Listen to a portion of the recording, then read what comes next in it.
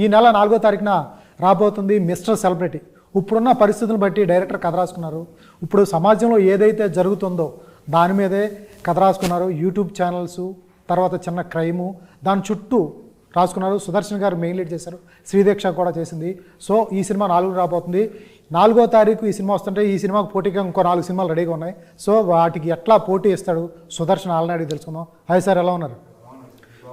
Fine అండి. మీ సినిమాతో పాటు ఇంకో 4 సినిమాలు రెడీగా ఉన్నాయి. రామ్నగర్ బన్నీ, కలి, తర్వాత ఇది ఇంకా 2 సినిమాలు ఉన్నాయి. స్వాగ్, ఇంకా 4 సినిమాలు ఉన్నాయి. పర్లేదా?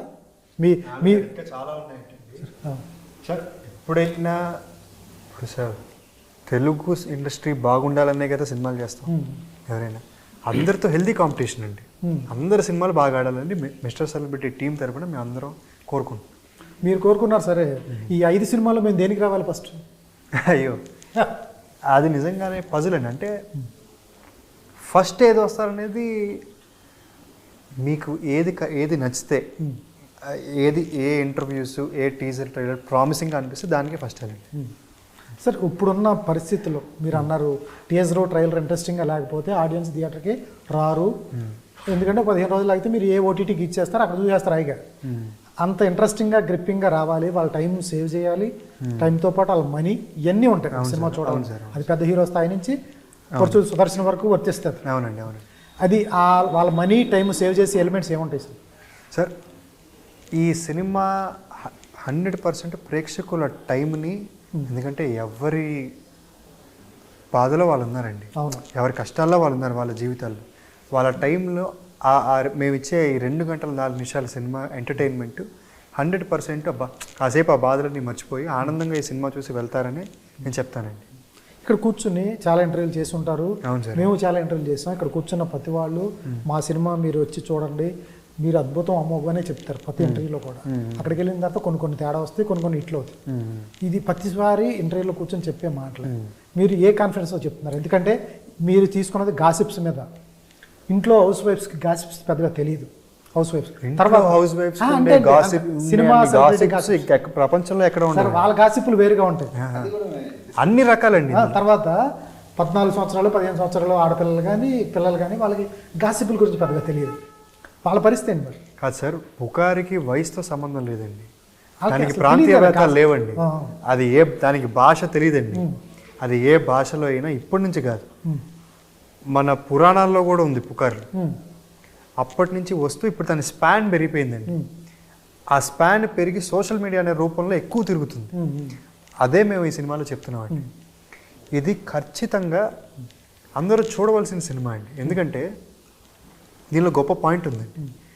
నీకు తెలిసింది మాట్లాడటం స్వేచ్ఛ, తెలియంది మాట్లాడితే నేరం.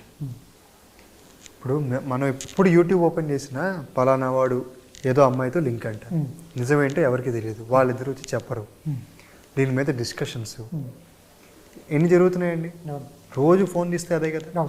వాటి గురించి నిజాన్ని నిజంగానే మాట్లాడాలి. ఎందుకంటే పుకారు వచ్చింది, మనుషుల జీవితాన్ని నాశనం చేసే శక్తి పుకారుకుంది. అది ఫిజికల్గా మిమ్మల్ని చెప్పకపోయినా మానసికంగా చంపేసే శక్తి పుకారుకుంది. నిజాన్ని నిజంగానే మాట్లాడితే ఈ ప్రాబ్లమ్స్ ఉండవు. ఒక ప్రాణం పోతున్నట్టేగా, మానసికంగా మనిషి బాధపడుతున్నట్టేగా. ఈ నిజాన్ని నిజంగానే మాట్లాడాలనేది ఈ సినిమా మాట్లాడుతుంది, బలంగా మాట్లాడుతుంది. అలా దొరుకుతాయి అంటారా? ఎందుకంటే ఇప్పుడు టీవీ ఛానల్స్ డిబేట్స్ ఉంటాయి, ఏదో ఒక ఇష్యూ వచ్చేసింది, బర్నింగ్ కరెక్ట్గా రైట్ టైంలో వచ్చేసింది, ఒక ఇష్యూ వచ్చింది, ఎవరు ఫాస్ట్గా ఇద్దామని చూస్తారు తప్ప దాని వెనకాల నిజాలు తర్వాత చూస్తారు. నిజాలు తర్వాత ఎవరు చూడరండి, ఎవరికి అనవసరం. కొంతమందికి తెలుస్తుందేమో. ఇప్పటికీ ఇప్పుడు నిజం వచ్చినా కూడా చాలామంది నమ్మరండి. ఇప్పుడు ఒక ఇంటర్వ్యూలో కూడా చెప్పాను నేను అందాక, నేనే ఒక ఆఫీసులో చాలా మంచి ఆర్టిస్ట్ అండి, ఒక అమ్మాయి అద్భుతంగా పర్ఫామ్ చేస్తుంది, తను కష్టపడి పైకి వచ్చింది. ఒక ఆఫీస్లో నేను కూర్చుంటే ఆ అమ్మాయి ఆడిషన్ చేసింది, ఆడిషన్ ఇరక్కొట్టేసిందండి. ఆడిషన్ అయిపోయిన తర్వాత చాలా బాగా చేసింది కదా అమ్మాయి, ఇలా అనుకుంటున్నారు. ఆ అమ్మాయి మంచిది కాదండి ఒక ఆయన అన్నాడు. అవునవును సార్, నేను కూడా విన్నాను. వెంటనే మారిపోయింది అట్మాస్ఫియర్. అట్లా తర్వాత నేను చెప్పా కూడా, తప్పండి మేము మాట్లాడుతాం, నాకు ఆ అమ్మాయి తెలుసు, తను కూడా డ్రామా ఆర్టిస్టు, అలాంటి తప్పులు ఆ అమ్మాయి ఎప్పుడు చేయలేదు, ఆ అమ్మాయి చాలా మంచిదండి అని చెప్పి. కానీ పుకారుకుండే బలం ముందు నిజం బలం నిలబడలేకపోయిందండి. అలాంటి పాయింట్స్.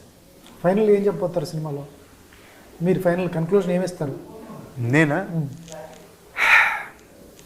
అంటే మెసేజే మాట్లాడతాం, ఈ పుకార్ల గురించే మాట్లాడతాం అని కాదండి. పుకార్ని కూడా చాలా కామిక్ యాంగిల్లో చూపిస్తాం మేము, ఎంటర్టైన్ చేస్తూ కొత్త రకం స్క్రీన్ ప్లేతో వస్తూ.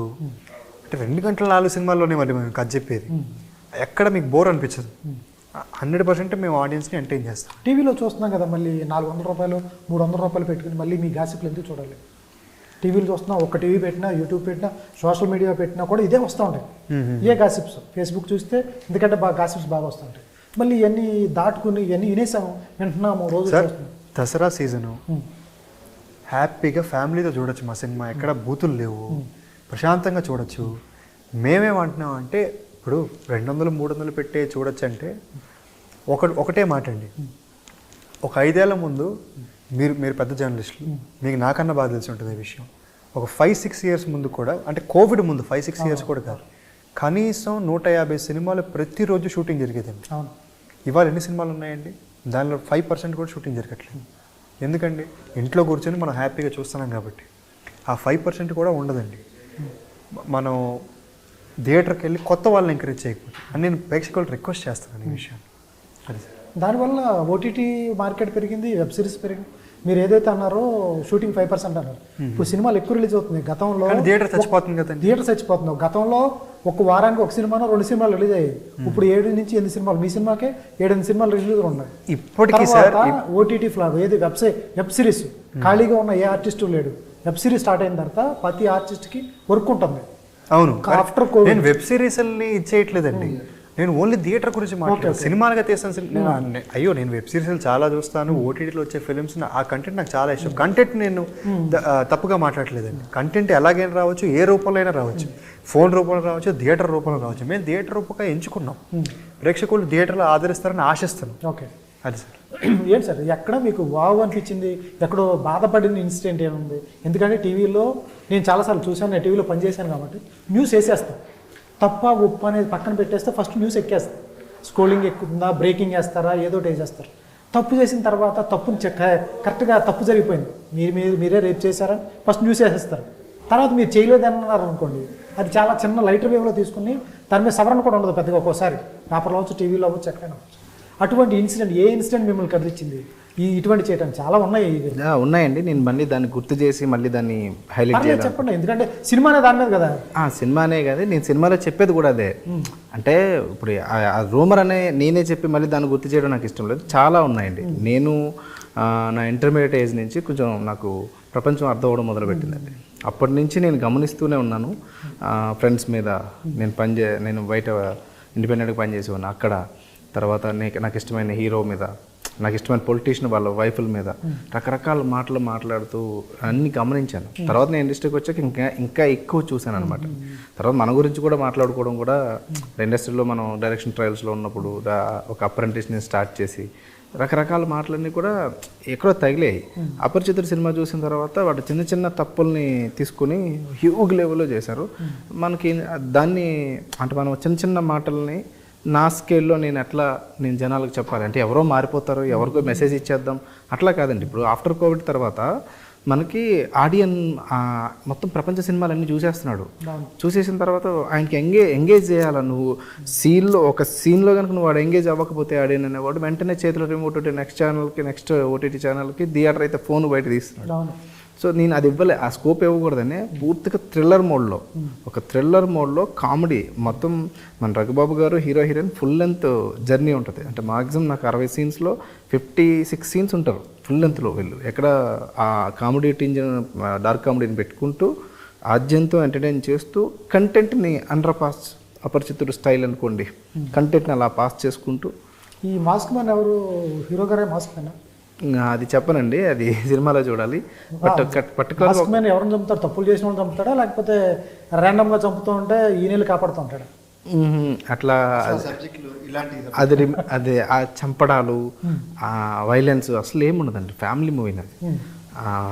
సెలబ్రిటీస్ని చేసి చంపేస్తానని మీకు టేజర్లో ఉన్న డైలాగ్ని బట్టి మీరు అనుకుంటారు కానీ బట్ ఆ చంపేస్తానన్న వరకు అతని క్యారెక్టర్ వేసినా కానీ చంపడం అంటే సొసైటీలో అండి, పర్సన్ కాదు. ఏంటి సార్ మాస్టర్ మ్యాన్ మీరు కదా? అంటే అది చూడాలండి సినిమాలో, కానీ ఓపెన్గా చెప్పాలంటే ఆ పాత్ర ఎంతో బలమైన పాత్ర అండి. ఆయన చెప్పినప్పుడు కూడా మాస్క్ అనేది అతను వేసుకొని తిరుగుతుంది, ఎందుకంటే అతను మొహం చూపించుకోలేడు బయటికి. అతను ఎవరనేది మ్యాటర్ కాదండి ఇక్కడ. ఆ పాత్ర ఎంత బలమైంది, ఎందుకు ఎలా హుక్ చేస్తుంది సినిమాలో అనేది ఇంపార్టెంట్.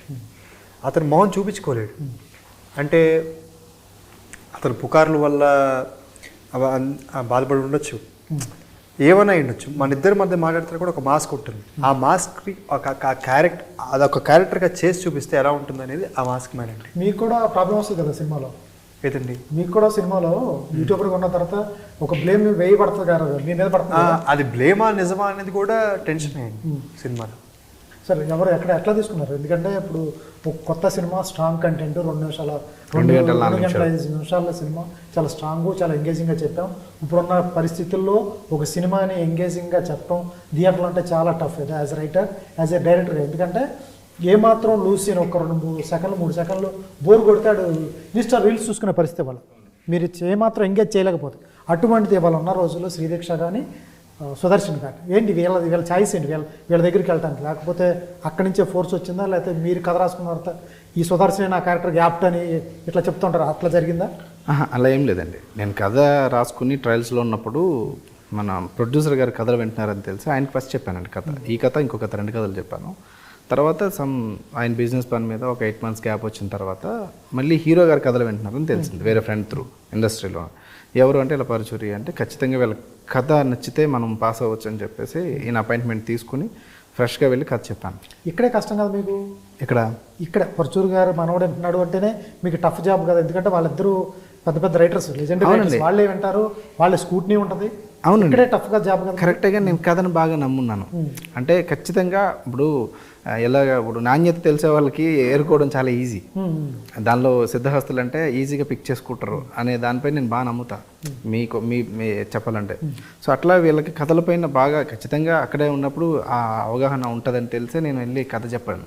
ఖచ్చితంగా ఇది ఎక్స్పెరిమెంట్ కథ అండి, ఆ సినిమా చూస్తే మీకు అర్థమవుతుంది. ఏంటి సార్ కథ చెప్పిన తర్వాత పరుచూరి వెంకటేశ్వర గారు ఉన్నారు, గోపాలకృష్ణ గారే ఉన్నారు, సాయి మాధవ్ గారు ఏం చెప్పారు? సాయి మాధవ్ గారు మొన్న డైలాగ్ బాగుందని స్టేజ్ మీద చెప్పాడు. అవునండి, సాయి మాధవ్ గారికి నేనేం చెప్పలేదండి. మన వెంకటేశ్వర గారికి, మా గురువు గారికి చెప్పాను. స్క్రిప్ట్ ఇమ్మన్నారు, బౌండెడ్ స్క్రిప్ట్. నేను పట్టుకెళ్ళి, బౌండెడ్ స్క్రిప్ట్ కాదు, మా సీన్స్ ఉన్న స్క్రిప్ట్ పట్టుకెళ్ళి ఇచ్చాను. ఆ డిస్కషన్స్ కొంచెం ఇన్పుట్స్ చెప్పారు. కొన్ని నాకు కొంచెం లూజ్ అనిపించే దగ్గర ఆయన డైలాగ్స్ ఇవన్నీ ఫిల్ చేసి నాకు దాన్ని కరెక్ట్గా ప్రాపర్గా షేప్ చేసి ఇచ్చారు. సో అదే నాకు పెద్ద అవార్డు, ఆ బుక్కే, ఆ అక్షరాలే నా లైఫ్ టైం అచీవ్మెంట్ అనుకుంటాను దాన్ని నేను సినిమాగా తీసి చూపించాను కూడా వాళ్ళిద్దరికి. ఫస్ట్ ప్రివ్యూ వాళ్ళిద్దరికి, అంటే కరెక్షన్స్ అయిన తర్వాత వాళ్ళు చూసిన తర్వాత యాజ్ ఇట్ ఈజ్ నువ్వు ఏదైతే నాకు చెప్పావో అది తీసి చూపించావు, చాలా బాగా వచ్చిందని వాళ్ళు ఇచ్చి కాంప్లిమెంట్తో నేను వాళ్ళ డైరెక్టర్ గారినే కాదండి, ప్రొడ్యూసర్ గారిని కూడా అప్రిషియేట్ చేశారు. ఇంత గొప్పగా తీశారు పాండు గారు, మీరు మా వాడిని పెట్టి. ఏం ధైర్యం మీకు? అంటే డబ్బు పెడితే అలా వస్తుంది సినిమా, కానీ ఏం ధైర్యం మీకు అంటే ప్యాషనెట్గా చేశారు ఆయన. నిజంగా మేమందరం ఆయనకి రుణపడి ఉండాలి. ఎందుకంటే కొత్త అవకాశం అయినా సరే మా మీద అంత ఖర్చు పెట్టి చేయటం, అంత గ్రాండ్గా చేయటం, సినిమా చూస్తున్నప్పుడు విజువల్స్ చాలా బాగుంటాయి. అన్నిటికీ మూల కారణం మా పాండురంగ గారు, ప్రొడ్యూసర్ గారు. ఆర్పీ సినిమాస్ అనే బ్యానర్ చాలా దూరం వెళ్తుంది. సుదర్శన్ గారిని తీసుకోవడానికి ఛాయిస్ ఇది, దీక్ష దగ్గరికి వెళ్ళడానికి ఏంటి ఛాయిస్? ఫస్ట్ నేను తెలుగు అమ్మాయిని తీసుకున్నానండి. సార్ నా ఆఫీస్లో నేను వాళ్ళతో స్టిల్స్, తర్వాత వాళ్ళతో చిన్న వర్క్షాప్ లాంటి చేశాను. ఒక్కరిని కాదు, 3 అమ్మాయిల పేర్లు చెప్పడం కానీ వాళ్ళు ప్రజెంట్ సినిమాలు చేస్తున్నారు. చేసిన తర్వాత ఎక్కడో ఒక డిస్కనెక్ట్ అవుతుంది వాళ్ళకి. మాకు ఈ క్యారెక్టర్ ఏంటంటే సోషల్ యాక్టివిస్ట్ అండి. ఎవరు ఏ అమ్మాయికి ఇబ్బంది అయినా టెంట్ వేసేస్తుంది అమ్మాయి క్యారెక్టరైజేషన్. సో వాళ్ళు ఎక్కడో కొంచెం రేపు ఇలాంటి సినిమాలు చేస్తే అంటే లవ్ సీన్స్ లేకపోతే నెక్స్ట్ లెవెల్ ఆలోచిస్తారు. ఇప్పుడు అందరూ లవ్ దీంట్లో రొమాన్స్ సీన్ లేవు, ఏం లేదు.